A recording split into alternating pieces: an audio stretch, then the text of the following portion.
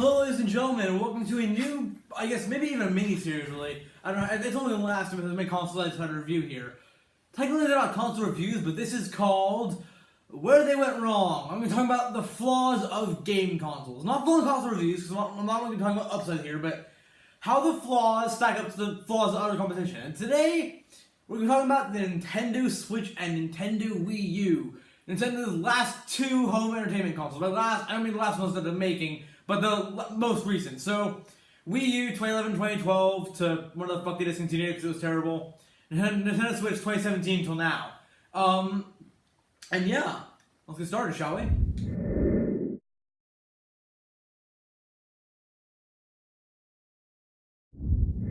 Hello and welcome, and this is gonna be a lot of fun actually, because I actually put this up on December 7th, which is of 2018, which is today, on my Instagram. So I'm just gonna clear something up right now. I am not a huge fan of the Nintendo Switch or Wii U. I've had a Wii U, never actually had a Switch, but I played the Switch quite a bit because a lot of my friends have them. Also, to be fair, at one point I almost bought one when I was getting my PS4. I went to get a Switch or PS4. Switch or PS4, I went with the PS4, which I'm pretty sure actually is a better option here. But also, I'm not using this video to attack Nintendo and their console choices. This is the first episode in the series where I'm probably going to do a lot of different consoles because earlier today, I've actually been in the Nintendo phase recently, apart from my Assassin's Creed stuff I've been doing and my Super Hot stuff I've been filming.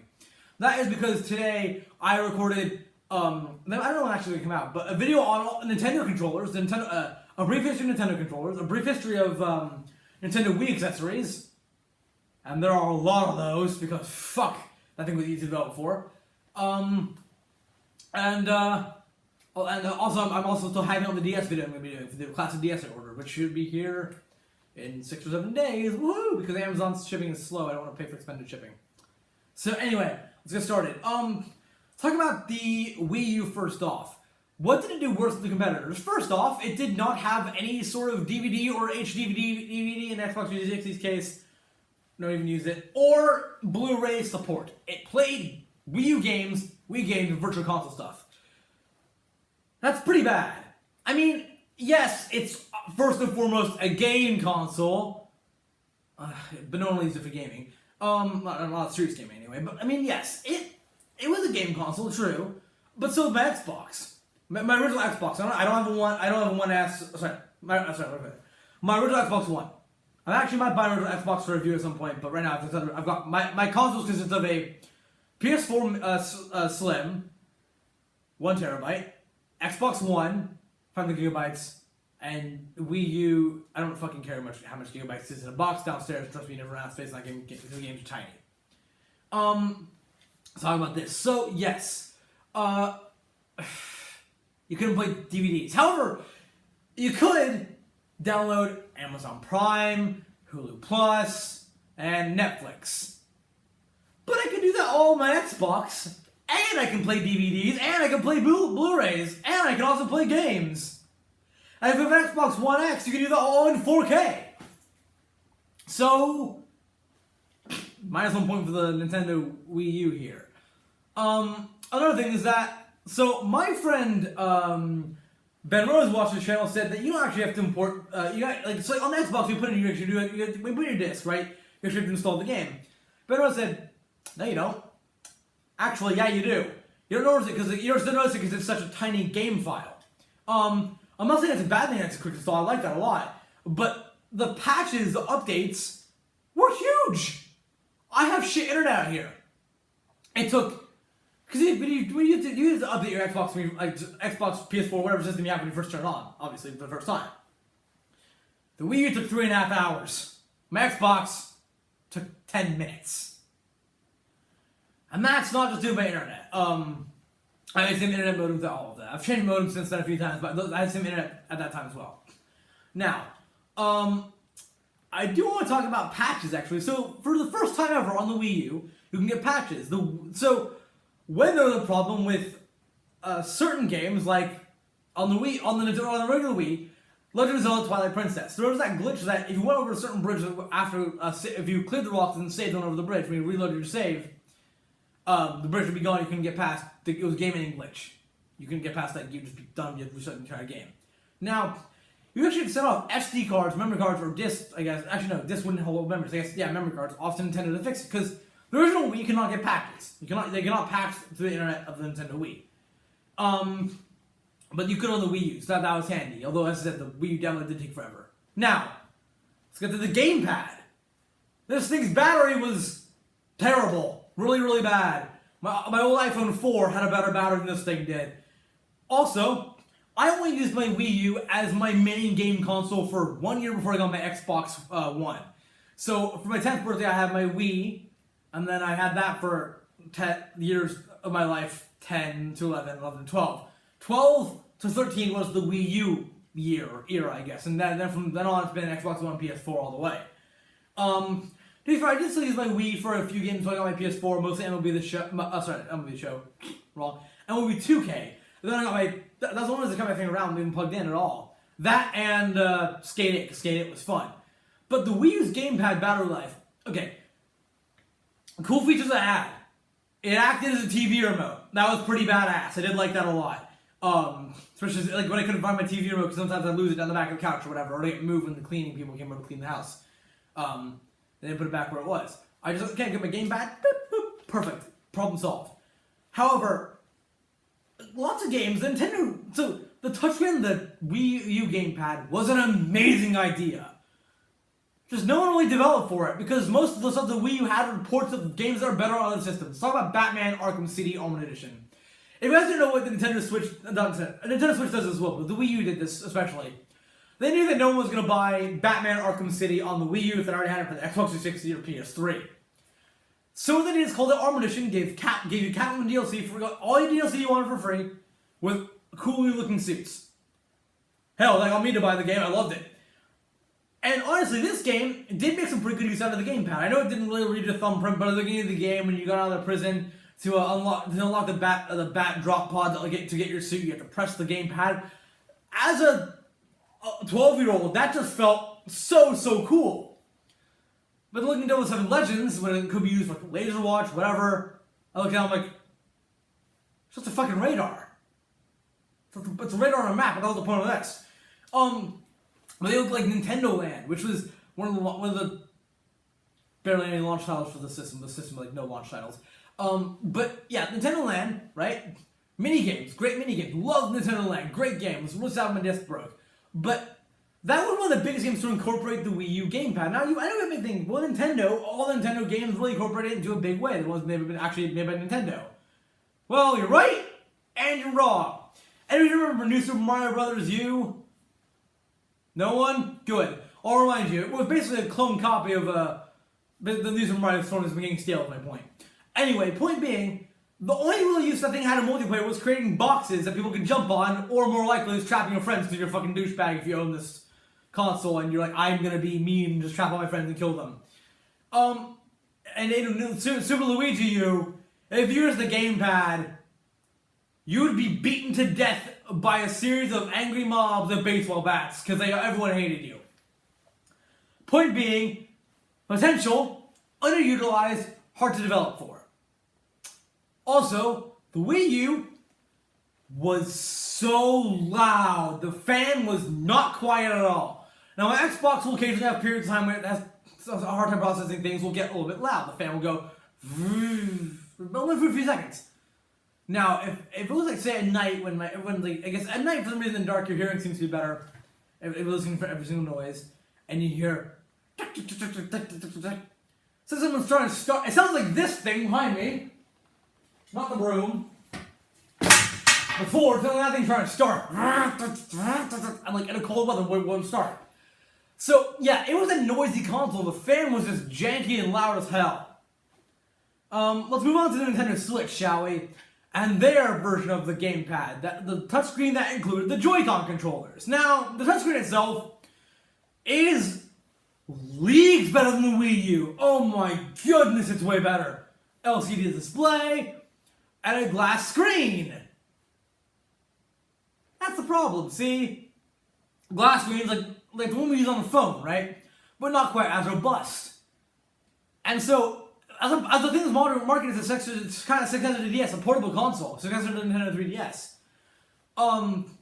if you were, say, waiting on a bus stop, playing your Switch, and you dropped it and you hit the ground, that's a $200 fix right there. Oh, God. One big flaw right there. It was so easy to break. Now, the Joy-Con controllers themselves were, and still are, let's put it like this. I'm going to put my remote down for a second. This is the size of my hand. This is the size of a Joy-Con in my hand. This is the usability rating. No. Like, just no, alright? Now, I gave a lot of shit to the original Xbox as the original Xbox one, like from the 2000s, with their, it's called now the Deuce, the VAT controller, the huge thing. But those have since then become an amazing piece of gaming history. You can buy it at Goodwill for $4. I have one actually, and it's an amazing collectible. I love it a lot. And yeah, it was stupid, it was big, it was bulky, impossible to use, the button sucked. But it's cool because it's stupid. And then of course in Japan they developed one that made its way over to North America and the rest of the world, developed, as Microsoft really said, for smaller hands. Now, we need that. Also, that also became what we now class, like that was the Xbox control for the first Xbox everyone actually went out and bought, not the big fat one, but the other one. Anyway, the one that was developed by Mad Catz. I miss Mad Catz. It's kind of sad they shut down. They made some pretty cool things. They made that GameCube control, that steering wheel was awesome. Anyway, Nintendo Switch. We need that, but in reverse. We need bigger ones. And Nintendo's kind of giving us that actually because they made, I'm sorry, a little cap that goes on the end of it that acts, it just raises the height of your bumpers by about this much. I mean, not even half an inch. It makes it feel a lot better. Too small still. Isn't it kind of like if Apple released, if someone decided, like, you know what, the Apple iPhone X and XS needed an attachment home button because they don't have one, right? That would never happen. Oh, wait. It did. Now, okay. What else should we talk about here? Oh, yes, of course. How do you play these games, you may ask?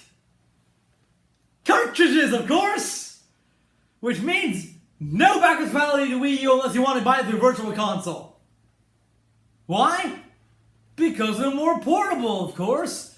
But then why not give Wii U gamers with games you're playing to port to the Wii U on Virtual Console anyway, a link cable to download the game to something and then transfer over on something like a flash drive and then put it on your console. You could do that with 360 games for Xbox One, PS3 games for PS4. Why not? Why not? Nintendo. This is because the Switch was the year 2017 when Nintendo became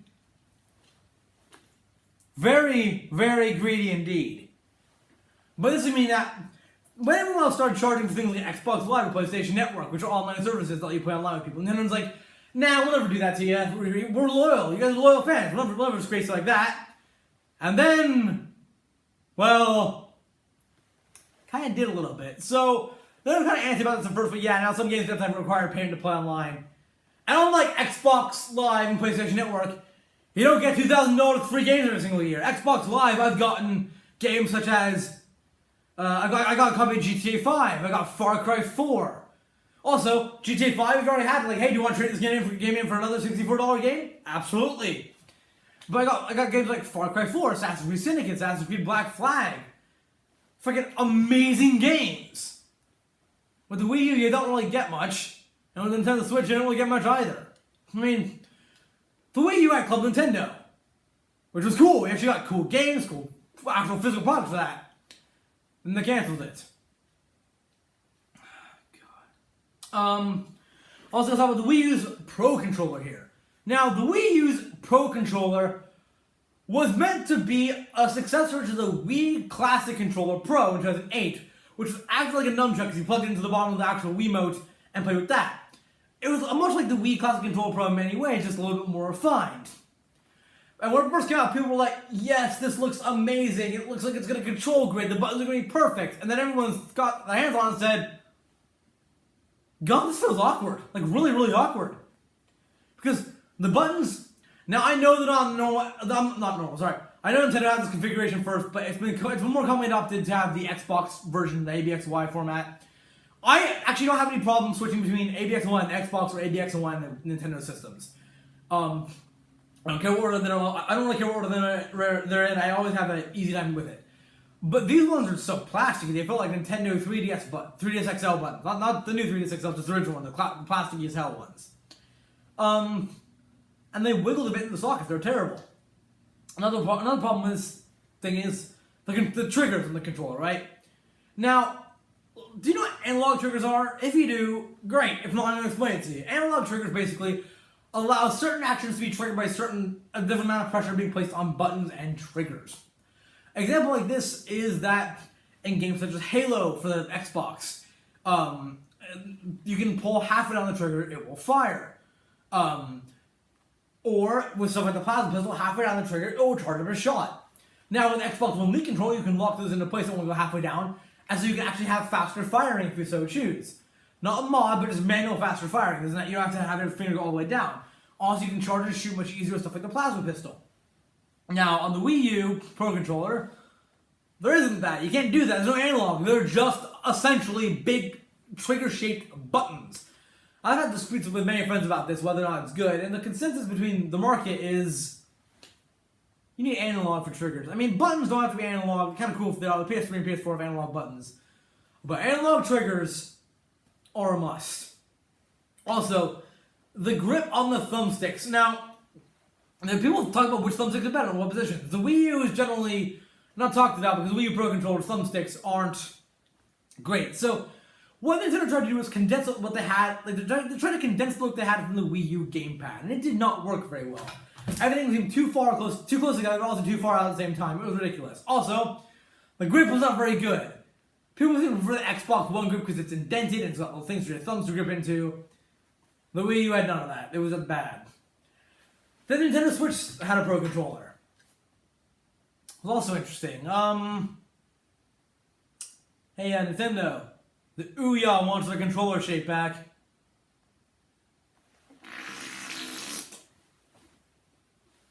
Something more original. I mean, yeah, okay. It does honestly look pretty cool, but also looks pretty bland. I mean, I guess there's some of the Summit transparent cover you can see too. That's kind of cool, but also just a bit annoying. And what you can just do with this is just play with it. Because I know many people who say that they leave their Pro Controller at home, they use the Joy-Cons on the go, but when they're at home, they they prefer to be using the the Nintendo Switch Pro Controller. Because it's more intuitive, the buttons are better, the triggers still aren't fully analog, but you know what? It's a Nintendo product, at this point we've kind of learned to live with that, but they do feel better. Also because Nintendo Switch, same problem with the Wii U, people don't develop games solely for this console. A lot of games lots of games that require, or not require, but do actually have analog triggers as an option, don't function as well on the Nintendo Switch. Because of that, there's some functions that are solely locked to the analog triggers. So people have to find a way to get around that, and that means you have to have button combos, which are normally annoying to pull off, which is terrible. And, ugh, God. Nintendo, learn your lesson, get some balls, and give us analog controllers. Give us analog triggers on our Nintendo Switch Pro Controller. Another thing is, they basically eradicated the internet browser. Lame. The Wii U switches. That's a nightmare coming to life. No. The Nintendo Wii U, that actually had a really great internet browser. Like, you could watch, it had Flash, you could do almost anything with it. It was really cool. Hell, I built a Unity game on that browser. Well, that's for Unity. I don't think anyone actually wants to be credited with building a Assassin's Creed Unity. But, you know, Unity Flash Player, I've actually been able to build a game on the console browser for the Nintendo Wii U. Another thing is that on the versus the PS4 Xbox One, who both have things like this. The PS4 doesn't have a PS4. You can take videos or screenshots, upload them to Twitter, Facebook, what have you, or with videos straight to YouTube. Love that feature. On the Xbox One, you can upload to OneDrive and download it onto my iPad, which I put into movies and then iMovie and then make into YouTube videos, which I do, which I love. It's amazing. It's a person who has no money like me, no experience with capture cards like me, and only iMovie Mobile on iPad to make videos, which I love. So thank you, Xbox, for doing that. Or you also put them in Upload Studio, do some really cool things on the Xbox, and then send them over, and then upload them like that. Or put them on your Xbox Live account. Now, with Nintendo Switch, don't really get any of that. You're just kind of stuck. It's like, it's, again, like, it feels like the Wii U a lot in the way that it's a stripped down console of what it could have been. Both consoles, especially with the touch sensitivity, like the touchpad on a big controller for the first time ever. That was, okay, to be fair, some of the Xbox 360 modded controllers had these touchscreens, but for like a main console controller, right, the Wii U gamepad was revolutionary. Is that ironic because the original Wii's name was originally Revolution, then they changed it to Nintendo Ha! What the hell decided? Let's call it the Wii. I don't think the Nintendo Revolution sounds cool at all. I think Nintendo Wii sounds even better. And then the Wii U, because is that a really clever pun, or is it just fucking stupid? I don't know and I really don't care. Point being, both these consoles have potential. As of right now, the Switch's power and potential are being wasted. I know it has the worst graphics out of PS4, Xbox One, and the Switch, obviously. But the Switch relies on a different type of game, more child-friendly, family-friendly games, where great graphics aren't necessarily needed. Not as many big open-world games. So yes, Xbox One and PS4 has more open-world games, more realistic-looking games. Like the PS4, that would be the show. Bring realistic graphics. Xbox One is Assassin's Creed Odyssey, which will not be making a trip to the Switch, I don't think.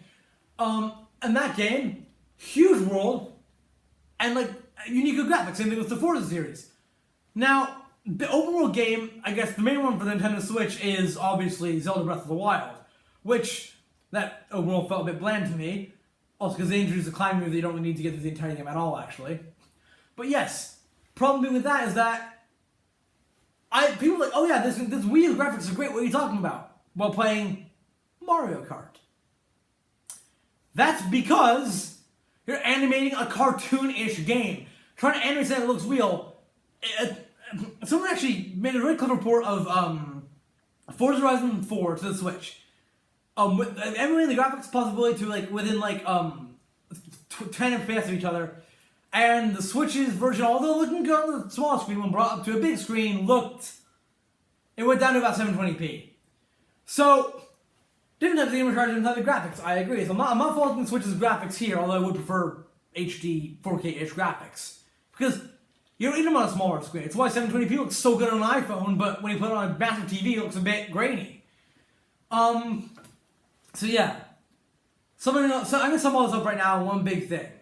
Nintendo. Oh my god. 2 words for you, alright? Wasted potential. Thank you very much. Let's go to the end card.